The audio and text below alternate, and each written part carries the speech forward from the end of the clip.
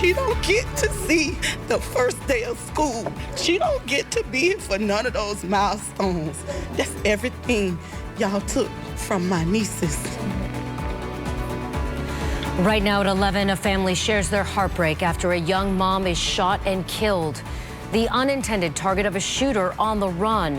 What Kamaya Simmons' loved ones want everyone to know about who she was and the magnitude of their loss. Good evening and thank you for joining us. I'm Wendy Ryan.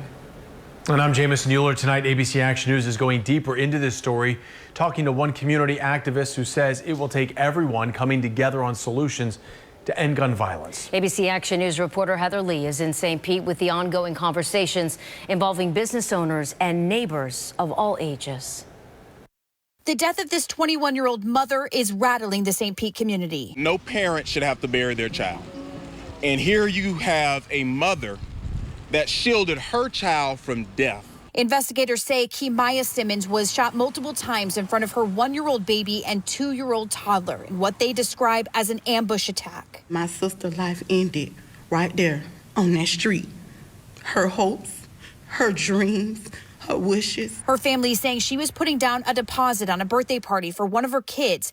Now they say both children are hurting tremendously. The youngest won't even eat or sleep. We got to be strong for these kids. She said, "TT, my mommy in the hospital. My mommy dead."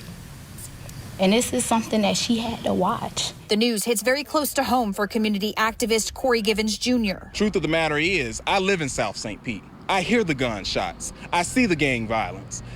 We want to feel safe in the place that we call home. It's why he's been trying to change things here.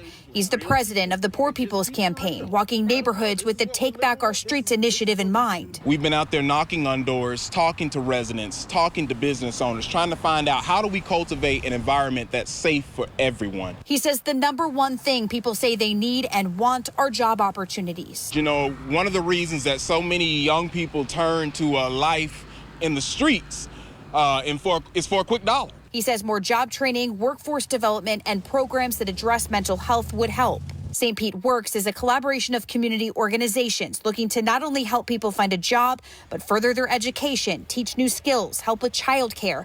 And the office is blocks away from where Kamaya was killed. We have some programs in our community, but again, it's about outreach. We need to put the word out there because our people perish from a lack of knowledge. Givens says as for the father of Kamaya's child, who police say ran from the shooting, leaving her and her 2 kids alone. Come forward, brother. Be a man and man up to your mistakes. Heather Lee, ABC Action News. And the name of that man is Paris Lovett Jr. Police are hoping he will turn himself in so they can talk to him. Meanwhile, the shooter is still out there right now. If you know anything at all, you're asked to call Crime Stoppers at the number right there on your screen. Jamison?